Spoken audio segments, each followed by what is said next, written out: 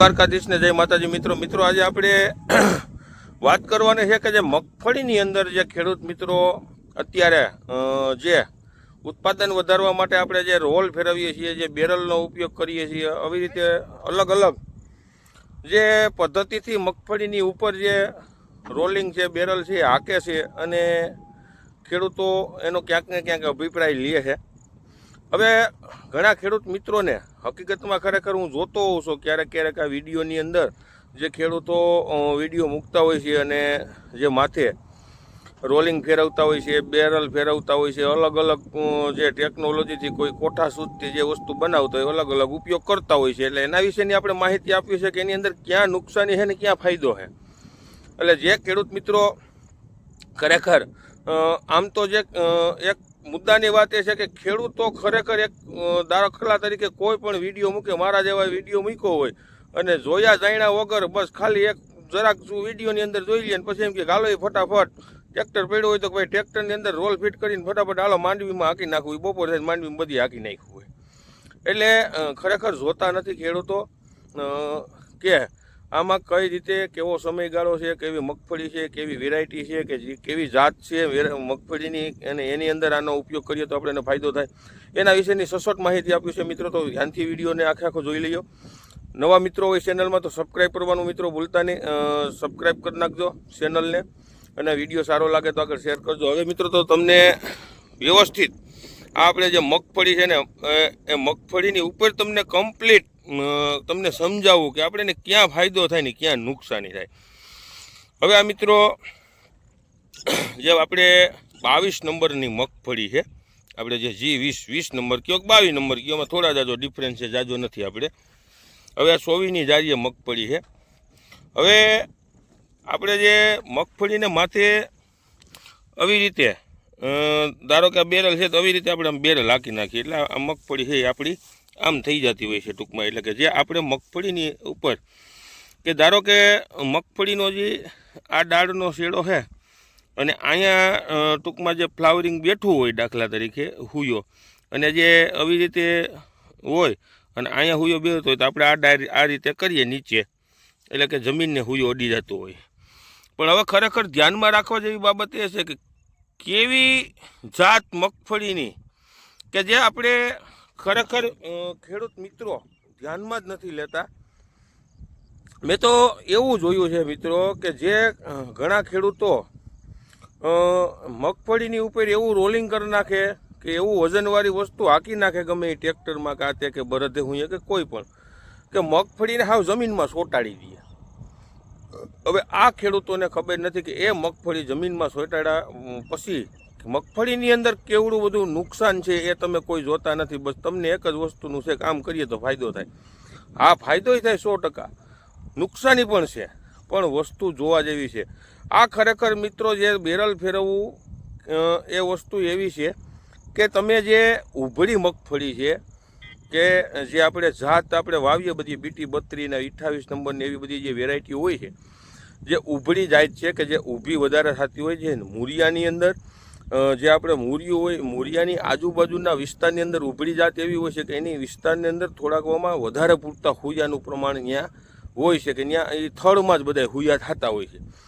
પછી બીજા જે હુયા છે એ જે આપણે ઉભળી જાત હોય એટલે જે જમીનની બાયણેથી જે હુયા જે ડાળી છે આપણે અત્યારે શું કરીએ કે 18ની ને 16ની ને એવી જારીએ 20ની જારીએ કોઈ જમીનની અંદર ઉભળી જાત હોય ને તમે 18ની જારીએ વાવી હોય એટલે હામી મગફળી અડી ગઈ હોય, ડૂસો થઈ ગયો હોય, પછી જે ટૂંકમાં હવે જે આપણે આ મગફળી એ છે 18ની જારીએ ડૂસો થઈ ગઈ હોય એટલે એ મગફળીની અંદર જો આ જગ્યાએ છે ને આપણે એટલી ઊંચી થઈ ગઈ હોય ને ઉભળી મગફળી એટલે અહીંયા સાઈડ જે ડાળી હોય ને એમાંથી અહીંયા સાઈડ હુયો બેસે।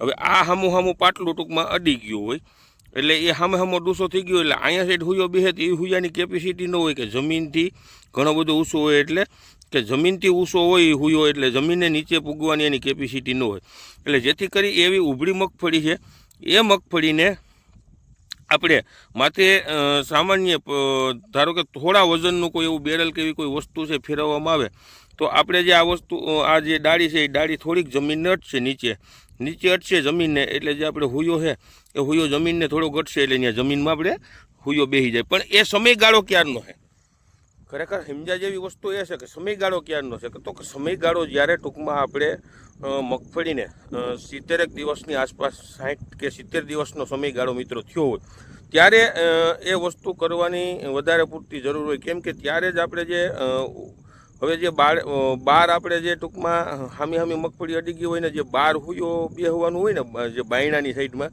એ ત્યારે જે હુયો નીકળવાની શરૂઆત થતી હોય છે એવા સમયગાળે. અને ત્યારે જે હુયાને આપણે ખરેખર જમીનમાં ડાળવો જોઈએ. પછી તમે 35 કે 40 દિવસે મગફળીને હાંકી નાખો તો પણ એમાં કાંઈ ફાયદો નથી થવાનો, તો પછી નુકસાની છે મિત્રો. હવે જે લોકોને G20 મગફળી છે, 22 નંબર છે, જે આપણે આ 20 નંબર આપણી જે તમને દેખાડું છે એવી 20 નંબર 22 નંબર મગફળી છે કે જે ટૂંકમાં વેલાવાળી જાત છે. તમે 28-30ની જારીએ વાવેતર કરતા હો, 24ની જારીએ વાવેતર કરતા હો, એ મગફળીને બને ત્યાં સુધી તો એ વધારે પૂરતી વેલાવાળી જાત હોય એટલે ઉભળી અને વેલાવાળી બે છે, પણ ઉભળા કરતાં એ વેલાવાળી જાત છે એટલે નીચેથી જમીનમાં બે બાજુ વધારે પૂરતા પ્રમાણમાં નીચેથી ડાળીઓની સંખ્યા વધતી હોય છે ને એટલે હુયાનું પ્રમાણ છે ને એનું વધારે પૂરતું જમીનમાં નીચે જ જતું હોય છે.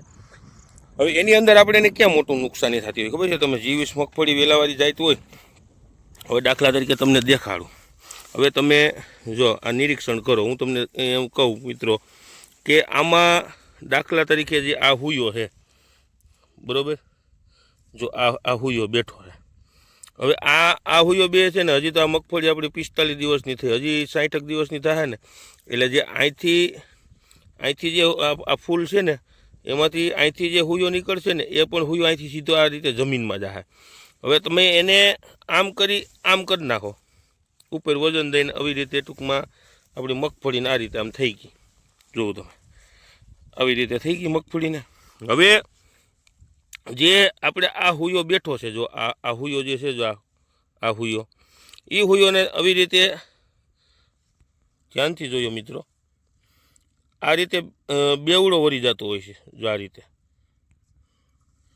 મેં બેવડો વાર્યો ને એવી રીતે ટૂંકમાં ઉપરથી ગમે એવી વસ્તુ આખો ને એટલે બેવડો વળી જતો હોય.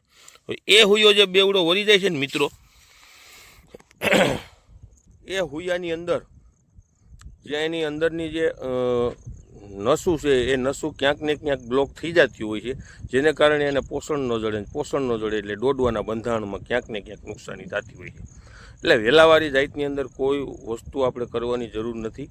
હા, ટૂંકી જારીએ તમે વાવ્યું હોય એ પણ 20 નંબર કે તમે 18ની જારીએ કે 20ની જારીએ વાવ્યું હોય ડૂસો થઈ ગયો હોય, જો એવી રીતે થયું હોય તો તમે 70 દિવસની આસપાસ આ વસ્તુ તમે કરી શકો. અને સામાન્ય કોઈ એવો વજન બહુ ઓછો હોય, 25-30 કિલોની આસપાસ વજન હોય, એવા વજનનો આંકો તમે તો ફાયદો થાય.